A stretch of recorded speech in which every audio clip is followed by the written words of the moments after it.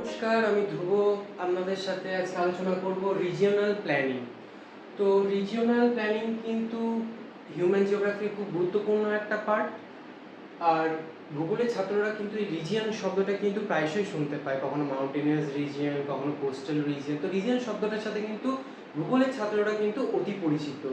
তো আমরা আজকে কয়েকটা পয়েন্ট আলোচনা করব রিজিওনাল প্ল্যানিং থেকে। প্রথমেই যদি আমরা আসি রিজিয়ন শব্দটাকে নিয়ে, তো রিজন শব্দটা কিন্তু অনেক আগে থেকেই ব্যবহার হয়ে আসছে। হেরোডোটাস, ইমানুয়েল কান্ট সবাই কিন্তু এই রিজিয়ন নিয়ে অর্থাৎ অঞ্চল নিয়ে কিন্তু কাজ করেছেন, কিন্তু তারা রিজিয়ন শব্দটার কোনো ব্যাখ্যা কিন্তু দিয়ে যান। রিজিয়ন শব্দটার সংজ্ঞা কিন্তু দিয়েছেন হার্বার্টসন, লাভলাস এরা। তো তারা তাদের মতামত সংজ্ঞা দিয়েছেন, কিন্তু সহজ ভাষায় যদি আমরা বোঝাই যে রিজিয়ন কি, তাহলে কিন্তু আমরা দেখব রিজিয়ন হচ্ছে এমন একটা অঞ্চল যেখানে সমস্ত বৈশিষ্ট্য সমান প্রকৃতির, অর্থাৎ specific space with uniform characteristics. ঠিক আছে, যেমন ধরা যাক একটি college street market. College street মার্কেটে কিন্তু আমরা দেখেছি সব কিছু কিন্তু বইয়ের দোকান। ঠিক আছে, তাহলে এটা কিন্তু একটা রিজিয়ন। তো এরকমই কিন্তু রিজিয়ন শব্দটাকে আমরা যদি দেখি কোথায় থেকে এসেছে, তাহলে রিজিয়ন শব্দটা কিন্তু এসেছে আমাদের ল্যাটিন ওয়ার্ড রেগা থেকে, যার অর্থ কিন্তু রুল।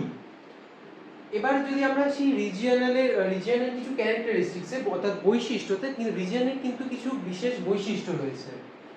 যেমন রিজিয়নের কিন্তু একটা স্পেসিফিক বাউন্ডারি থাকবে এবং রিজিয়নের ডাইমেনশন থাকবে, যেটাকে আমরা মেজার করতে পারবো, অর্থাৎ একটি দৈর্ঘ্য থাকবে, একটি প্রস্থ থাকবে, তার আয়তন থাকবে, ইত্যাদি থাকবে।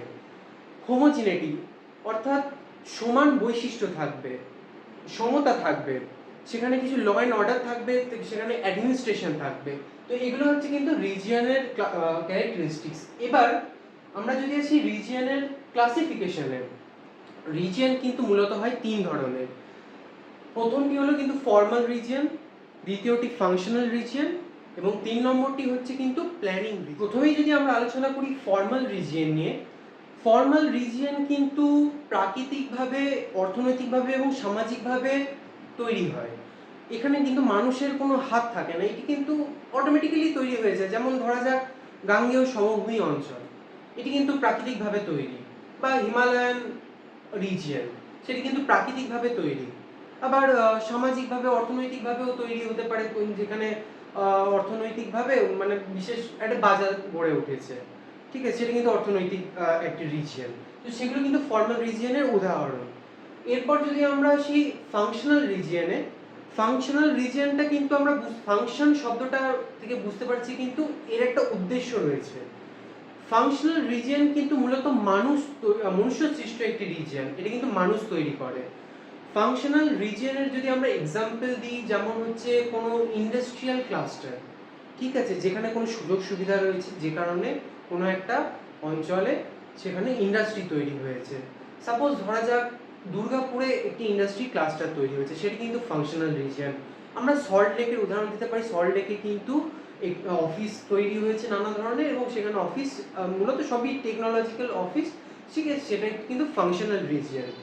এরপর যদি আমরা তিন নম্বরটায় আসি, প্ল্যানিং রিজিয়ন। প্ল্যানিং রিজিয়ন কিন্তু one kind of functional region, কিন্তু এর কিছু নিজস্ব বৈশিষ্ট্য রয়েছে। প্ল্যানিং রিজিয়নের পিছনে কিন্তু উদ্দেশ্য তো রয়েছে, কিন্তু প্ল্যানিং রিজিয়নের আরো একটি বৈশিষ্ট্য হলো এখানে কিন্তু একটি নির্দিষ্ট ল রয়েছে। কি রকম ল? আমি যদি একটা উদাহরণ দিয়ে বোঝাই, যে ডিভিসি। ডিভিসি কিন্তু ডিভিসির যে প্ল্যানিং রিজিয়ন রয়েছে, দামোদর ভ্যালি কর্পোরেশনের যে প্ল্যানিং রিজিয়ন রয়েছে, সেখানে কিন্তু কিছু নির্দিষ্ট ল অ্যান্ড অর্ডার আছে। যেমন ধরা যাক বন্যা যদি হয় ডিভিসি অঞ্চলে, তাহলে কিন্তু সেখানে বিশেষ ক্ষতিপূরণের ব্যবস্থা রয়েছে, সেখানে নির্দিষ্ট কিছু ল আছে, সেখানে ঘরবাড়ি তৈরি করার কিছু নির্দিষ্ট নিয়ম রয়েছে। এগুলো হচ্ছে কিন্তু প্ল্যানিং রিজিয়ন। ঠিক আছে, আসানসোল, দুর্গাপুর কিন্তু সেখানে শিল্পাঞ্চলে কিন্তু এরকম প্ল্যানিং রিজিয়ন আমরা দেখতে পাই ছোটখাটো। এরপর যদি আমরা আসি সেন্ট্রালাইজ প্ল্যানিং আর ডিসেন্ট্রালাইজ প্ল্যানিং এ, প্ল্যানিং কিন্তু মূলত দু প্রকার, একটা হচ্ছে সেন্ট্রালাইজড, একটা ডিসেন্ট্রালাইজড। সেন্ট্রালাইজড কথাটা থেকে আমরা বুঝতে পারছি কিন্তু এককেন্দ্রিক প্ল্যানিং। আমরা যদি উদাহরণ দিয়ে বোঝাই, ধরা যাক সেন্ট্রাল গভর্নমেন্ট একটি প্ল্যান নিল, একটি স্কিম নিল এবং সেটা গোটা ভারতবর্ষে ইমপ্লিমেন্ট করলো। যেমন আমি উদাহরণ দিলাম জনধন যোজনা, বা যদি আমি আমার রাজ্য সরকারের কথা বলি, আমার কন্যাশ্রী প্রকল্প, গোটা রাজ্যে কন্যাশ্রী প্রকল্প কিন্তু পাওয়া যায়। ঠিক আছে, এটা হচ্ছে কিন্তু সেন্ট্রালাইজ প্ল্যানিং। এটা একটা জায়গাতে একটা বড় রিজিয়ন ধরে একটাই প্ল্যানিং, এটা কিন্তু সেন্ট্রালাইজ প্ল্যানিং। এবার যদি আমরা সেই ডিসেন্ট্রালাইজ প্ল্যানিং, ঠিক আছে, এটা কিন্তু হচ্ছে বিকেন্দ্রিক প্ল্যানিং। এটা কি রকম? ধরা যাক সেন্ট্রাল গভর্নমেন্ট বা স্টেট গভর্নমেন্ট একটি স্কিম দিল, ঠিক আছে, স্কিমের জন্য টাকা নিল। সাপোজ ধরা যাক গঙ্গার ভাঙন রোধের জন্য তারা কিছু টাকা বরাদ্দ করলো এবং সেই টাকাটা সেন্ট্রাল গভর্নমেন্ট রাজ্য সরকারকে দিয়ে দিল। রাজ্য সরকার সেই টাকাটা দিয়ে দিল আমাদের জেলা প্রশাসনকে, জেলা প্রশাসন আবার সেটা দিয়ে দিল পঞ্চায়েতে বা ব্লকে, ঠিক আছে, বা সেন্ট্রাল গভর্নমেন্ট কোনো টাকা নিল সেটা দিয়ে দিল রাজ্যকে, তো রাজ্য আবার সেই টাকাটা কিন্তু নিম্ন স্তরে পাঠিয়ে দিল। এটা কিন্তু হচ্ছে আমাদের ডিসেন্ট্রালাইজ প্ল্যানিং।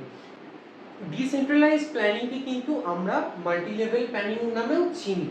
তো মাল্টি লেভেল প্ল্যানিং নিয়ে আলোচনা করতে গেলে ভিডিওটা অনেক বড় হয়ে যাবে। আমরা যদি পরে সময় পাই তাহলে কিন্তু আমরা এই মাল্টি লেভেল প্ল্যানিং নিয়ে আবার আলোচনা করব। তো আজকে আমাদের আলোচনা এইটুকুই। যদি ভালো লাগে লাইক করবে, শেয়ার করতে পারো এবং নোটিফিকেশন আইকনটা অন করে রাখবে। এইখানে চ্যানেলে কিন্তু ভিডিও আসতে থাকবে। তো সবাই ভালো থেকো। জয় হিন্দ।